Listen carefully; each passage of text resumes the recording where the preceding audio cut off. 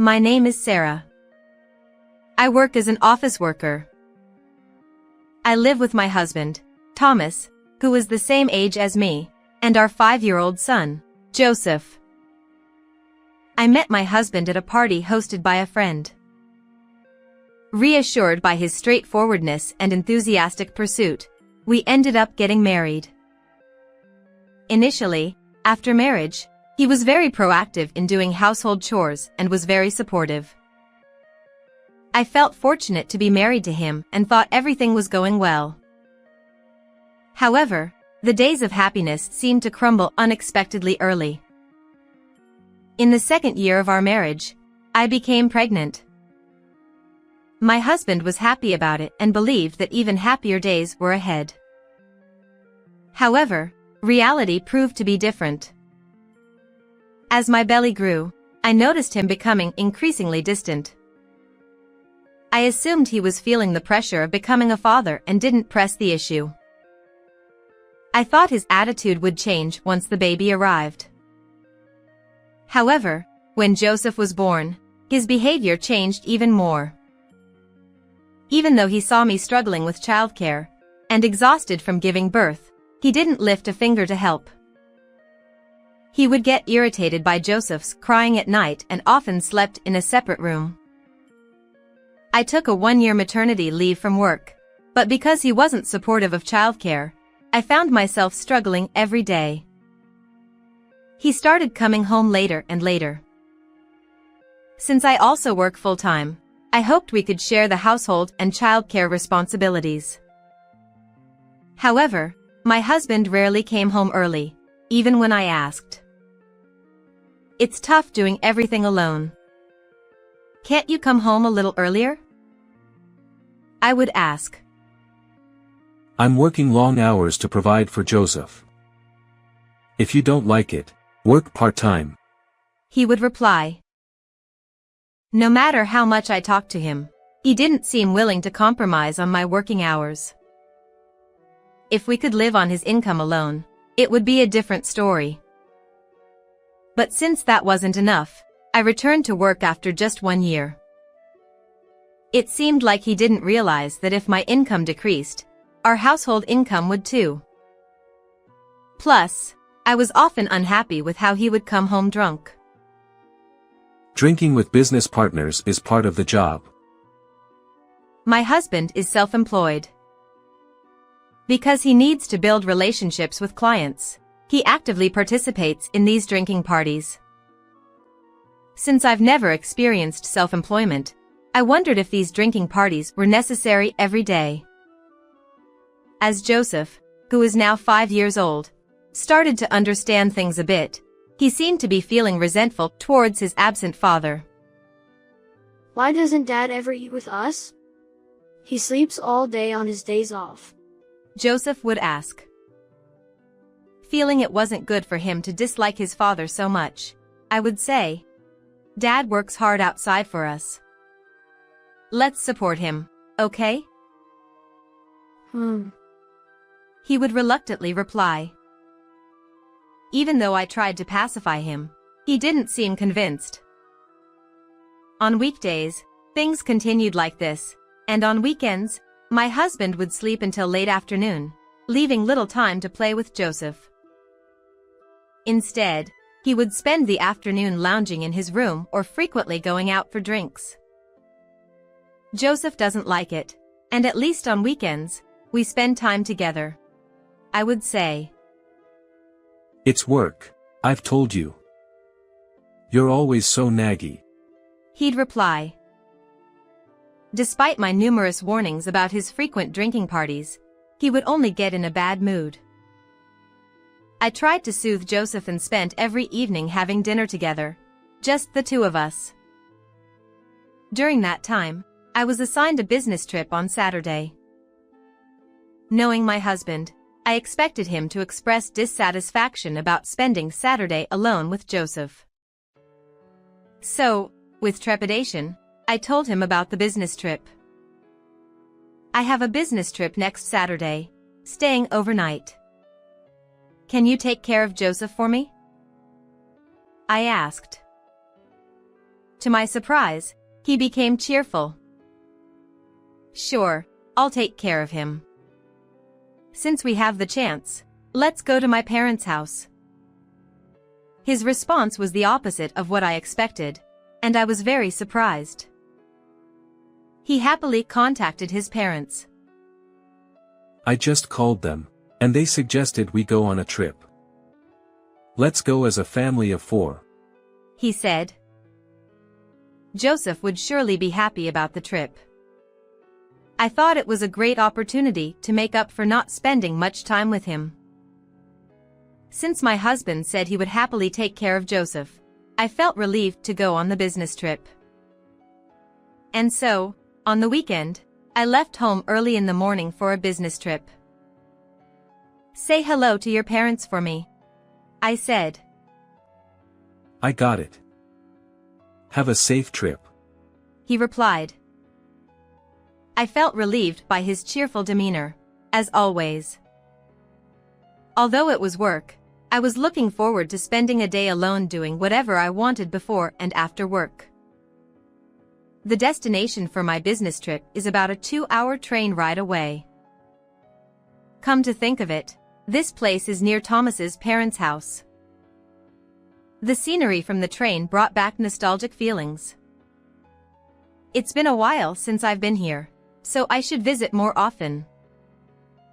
I remember coming to the department store in front of the station with Joseph. He was only 3 years old at the time. After lunch, he started clamoring for a crepe. He cried so much that I had no choice but to buy one. In the end, Joseph, who was already full, took just one bite of the crepe and couldn't eat properly, and it made me smile. Since it was a place we didn't usually go to, I think I indulged him a bit. I remember his crying was so loud, it surprised me. As I reminisced about the memories with him, I heard a boy's voice. "I want to eat a crepe." "But you just had lunch. You can't eat anymore." But I want to." That boy is saying the same thing as Joseph. I thought as I looked towards the source of the voice, and what I saw surprised me. Huh? Joseph? Joseph and my in-laws. For some reason, my husband wasn't there. Wasn't he supposed to go on a trip? In an instant, I felt my heart racing. Maybe he went to the restroom. Maybe the trip got cancelled. Various thoughts raced through my mind, and my head was in turmoil. Unable to understand, I decided to call him to confirm his whereabouts. "Hello, where are you right now?" "Huh? Where?" "I'm at the hot springs with my parents." "Oh, I see. Yeah, that's right." "Good luck with your business trip. See you later." With that, he hung up. As I listened to the disconnected call tone, I just stood there dumbfounded. I realized that he had told a huge lie. Convinced that something was amiss, I decided to investigate my husband's actions following this incident. When I returned home on Sunday evening, I deliberately avoided asking him about how he and Joseph spent the weekend. It was also very unusual for Joseph not to talk about his weekend. Sensing something was off, I focused on gathering evidence. The next day, my husband went to a drinking party after work again. He seemed quite drunk when he came home and immediately fell asleep on the living room sofa. Sigh, so annoying. My honest thoughts and sighs slipped out in response to my husband being more drunk than usual. Doing housework while looking at my husband passed out was not a pleasant feeling. After finishing the chores, and leaving him on the sofa, as I was about to head to the bedroom, his phone chimed with a notification sound. This might be my chance, so I quietly picked up his phone. Feeling a mix of wanting to see and not wanting to see, I checked the screen. Thanks for today. I want to see you again. When I saw that message, my suspicions from before turned into certainty. I touched the screen of his phone, and it unlocked easily.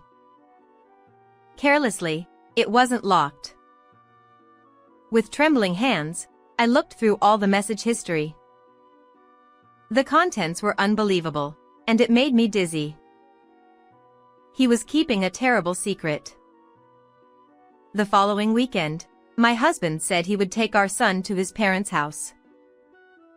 You couldn't rest last week, right? You should relax by yourself this week. I know what he is planning to do next. But it's not the time to expose it yet. So, I pretended not to know anything and thanked him. Thanks. Then, let's relax and watch a movie at home. I pretended to be happy with my acting skills, which were so bad that I even made myself laugh. My husband didn't see through my acting, and he seemed visibly relieved that I was staying home. Have a good time, both of you. After seeing them off at the entrance, I made a call to a certain place. Yes, I wanted to ask you today. Is it okay? Thank you. I cleared the first step of the plan. Although I felt relieved for a moment, I had to move on to the next action immediately. First, I decided to secretly follow them. It's another cliché disguise, but I put on the hat I bought for this day, pulled it down low, and watched from a distance. Sure enough, my husband left Joseph alone at his parents' house. Since I already knew what he would do next, all I needed to do was gather evidence. Suddenly, I looked at Joseph, who had a lonely expression. Seeing his face made my heart ache. I can't let my husband, who makes Joseph feel lonely, get away with it without consequences. Turning away from my in-laws' house, I followed him to a cafe, the designated meeting place. Oh, there you are. Sorry for the wait. A young woman arrived there. My husband and the woman walked arm in arm and disappeared into a nearby hotel. I immediately took a picture of them. I was disappointed with his reckless behavior, which allowed me to easily take incriminating photos. A few minutes later, at a time when he would have entered the room, I called him. Hello. What are you doing right now? Huh. I'm at my parents' house. Why do you ask? My husband spoke in an anxious voice. I thought I'd ask you to do some shopping on your way back. As I cheerfully responded, his tone also brightened, perhaps relieved. Oh, is that all? Shopping is fine, but my parents asked if we could stay overnight again today, so I was thinking of doing that. I see. Then, go shopping alone, it's okay. My husband was about to leave Joseph at his parents' house again. I felt anger towards him for not having the awareness of a father, but I desperately hid those emotions so as not to be noticed. I don't have any affection left for him. Who keeps lying? I hung up the phone and decided to go pick up Joseph, who must be feeling lonely. Hello. I've come to pick up Joseph. When I arrived at my in-laws' house, they looked puzzled. Huh? I heard both Thomas and Sarah had plans today. Are you okay now? I don't have any plans. As I said so, my in-laws looked even more bewildered. Mom, listen. Dad said he'd play with me, but he left by himself. This is the second time. I hate Dad. Joseph, who ran over when he heard my voice, had a face that seemed angry and lonely. I'm sorry. Let's go home right away. Let's play a game with Mom. Yay. I'll get my stuff. After confirming that he went inside to get his belongings, I told my in-laws the truth. I have no idea what's going on. I'll be sending you details via email. I don't want to talk about it in front of this child. I see. Understood. Leaving that, I went home. My husband's affair partner was a staff member at BR's store. This was information I gathered from the messages. However, a staff member, a woman named Rebecca, seems unaware and has no ill intentions, as she thinks he is single. My husband had a relationship with Rebecca while hiding the fact that he had a wife and child. From the conversation in the messages, it seemed Rebecca was contacting him for business purposes. My husband, believing her intentions, mentioned spending money if they had a relationship. Rebecca was probably dazzled by the money, repeatedly meeting him under the pretext of him being single. I concluded that living with him was impossible. Before tailing him, I explained the situation to my parents and arranged for them to move my belongings today. My parents were furious with him and agreed to help me. Joseph, I'm thinking of staying with Grandma from today. What do you think? Yeah, that's fine. He was engrossed in a game, so I'm not sure if he heard me or not. I thought I should explain the future properly. Welcome back. What a disaster. Your stuff arrived, so I put it in your room. When I arrived at my parents' house, they greeted me with smiles. Joseph, I made steak for you. Yay. I love Grandma's steak. Seeing him happy about his favorite steak relieved me.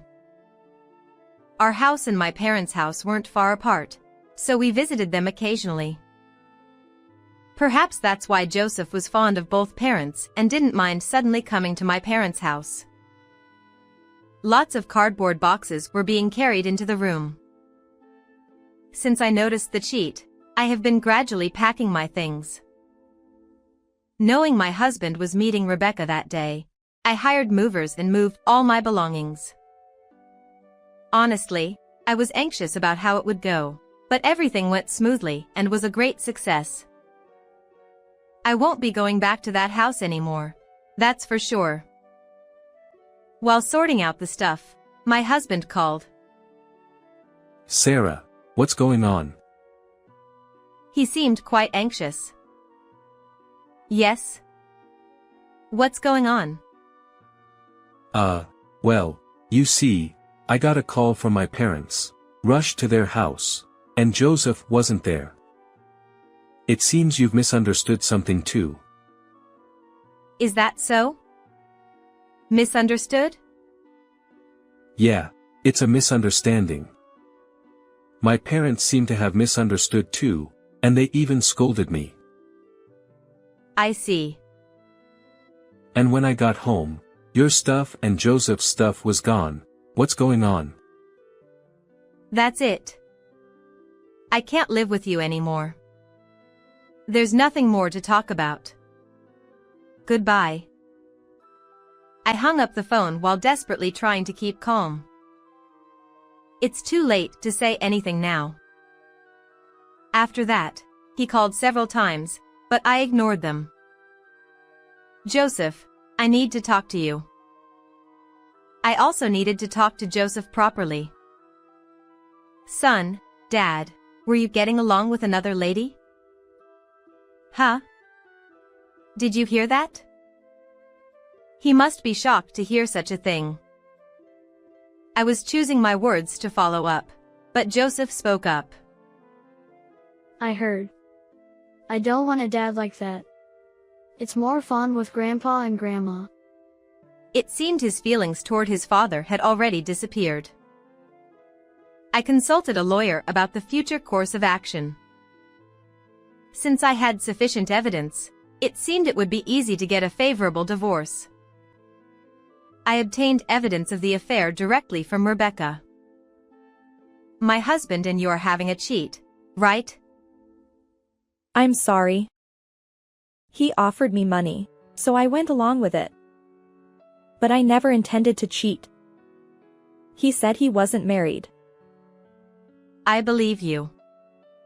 If you provide evidence of a cheat, I won't sue you for damages. But what will you do? Understood. I'll tell you everything. She tearfully revealed everything. She must have been trying too hard to earn a living. Meeting clients outside the store was against the rules, she said. She promised not to tell the story about what she did and obtained information about my husband. The period my husband cheated with Rebecca was the 5 years since Joseph was born. Given the long duration of the affair, the amount of damages was considerable. Afterward, I obtained a large sum of damages and child support and was able to divorce smoothly. As for my ex-husband, he was abandoned by his family, and the contact with the woman he was infatuated with ceased. Furthermore, he had to pay damages, so he was left with nothing. His job was also affected as information about his affair leaked from somewhere. He lost the trust of his business partners, and his income plummeted. Now, he's working multiple part-time jobs just to make ends meet. Tired of a life where he lost everything, he sought help from his parents-in-law, but they treated him as if he were disowned and wouldn't listen to him. I hope he reflects on his actions and works hard to improve himself. Joseph and I decided to continue living at my parents' house. He seems livelier since coming to my parents' house and can live without inconvenience. He's still attending the same kindergarten, so it's just a change of residence for him. I'm relieved to see that he doesn't seem to be particularly stressed. Seeing him happily smiling, I'm convinced that divorcing was the right decision. How did you find this story? Don't forget to subscribe to the channel. Well then, let's meet again in the next video.